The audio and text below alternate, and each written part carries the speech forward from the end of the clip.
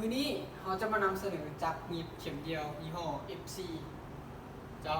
ที่เป็นยี่ห้อแจ็คเนาะตัวนี้จักรตัวนี้จะสามารถปรับไวปรับซ่าได้เสียงเงียบเป็นมอเตอร์ประหยัดไฟและพิเศษมันจะมีดอกไฟ LED เจ้าเราจะเบิ่งวิธีการใช้งานกันเลยตอนนี้เราจะเปิดสวิตช์ไฟข้างหลังเนาะเจ้าจากนั้นเราจะเปิดสวิตช์ไฟของจักรโอเคขั้นตอนนี้นึง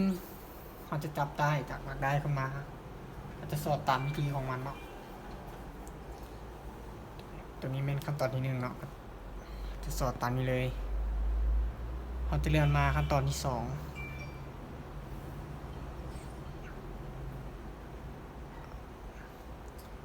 ขั้นตอนที่สามเนาะเราจะสูบใส่นี่ตัวนี้จะเป็นขั้นตอนที่สี่เนาะสูบใส่นี่เลยขั้นตอนที่ห้าจะสูบลงมาตามมุมหมายของจักรมันเนาะ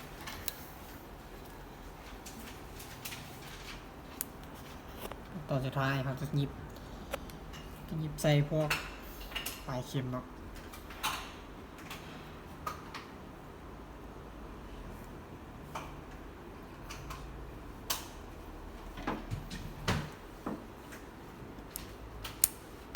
หลังจากนั้นเราจะหมุนโมเล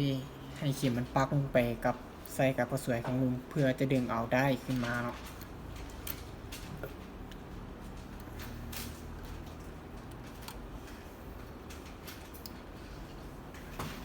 แล้วตัวนี้จะเป็นตัวตัดได้ข้างหลังเนาะเจ้าโอเคเราจะเบิ่งวิธีการใช้งานกันเลยเนาะ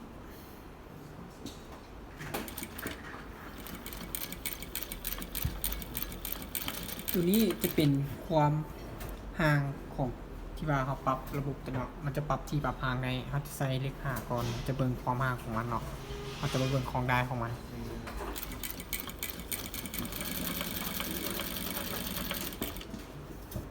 หลังจากนั้นลูกค้าที่ว่าพร้อมจะใส่ความไวเนาะเขาจะมาเบิ่งตัวนี้เนาะวิธีปรับไวถ้าว่าเขายิบซ่าขึ้นไปเขาจะสามารถปรับไวได้เนาะเขาจะเพิ่มความไวขึ้นเขาจะบีบเลขบวกขึ้นเนาะเขาจะเพิ่มจาก17กลายเป็น18 19เนาะเจ้าเขาจะเบิ่งความไวกันเลยจากความไวของมันเนาะ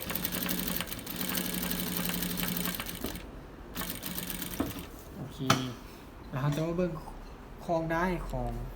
หมายเลข3เนาะเจ้ามันจะที่จากหมายเลข5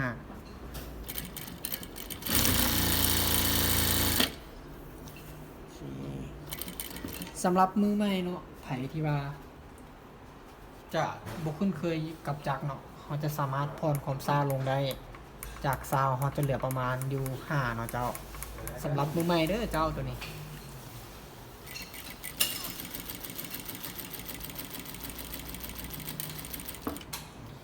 พิเศษจากตัวนี้เขายังสามารถใส่โค้งผ้าได้เขาจะบีบตัวนี้ปุ่มนี้เนาะเจ้าเวลาเขาจะโค้งช่วงอกหรือว่าช่วงอกของบ่าไหล่ของนมนะเจ้าตัวนี้เฉพาะเสื้อใหม่เขาจะโค้งสามารถโค้งผ้าได้เขาจะค่อยบีบไปซ่าเนาะตัวนี้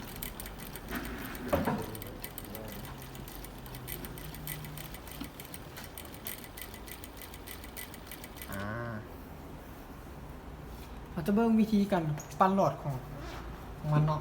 เขาจะดึงได้ตัวนี้มาเขาจะมีก็ได้2ก้อเนาะตัวนี้เขาจะดึงได้ตัวนี้มาเขาจะสอดตามวิธีของมันเนาะเขาจะสอดตัวนี้เข้ามาแล้วเขาจะเข้าร่องกลางเนาะจะสอดเข้าตัวนี้หลังจากนั้นเขาจะเกี่ยวได้มาใส่กับหลอดตัวนี้เนาะเกี่ยวแล้วปุ๊บจากนั้นเขาก็บีบตัวนี้เข้าแล้วเขาก็จะมาสามารถจะไม่หยิบต่อได้พร้อมกับปั้นหลอดพร้อมกันเลยแล้วเขาจะเบิ่งหลังจากที่ว่าเขาใช้งานการหยิบแล้วหลอดเขาก็ปั้นได้พร้อมตัวนี้เนาะเขาจะหยิบพร้อมกันแล้วก็ปั้มพร้อมกันเลยเจ้าตัวนี้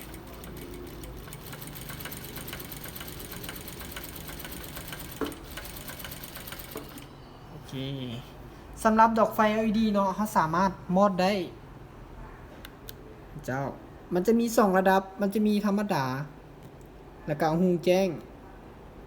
หรือว่าไผที่โปรมักใส่ดอกไฟก็สามารถปิดได้เนาะเจ้าตัวนี้ปิดอัตโนมัติเลยเจ้าถ้าสนใจจากยี่ห้อ FC หรือว่ายี่ห้อแจ็คตัวนี้เนาะเจ้าสามารถแม่นติดต่อทางเพจของเราได้หรือทางที่ห้างพวกเราได้ตั้งอยู่ตรงกันข้ามเนาะเจ้าตรงกันข้ามกับศูนย์โตโยต้าเนาะสามารถสอบถามได้เลยเจ้า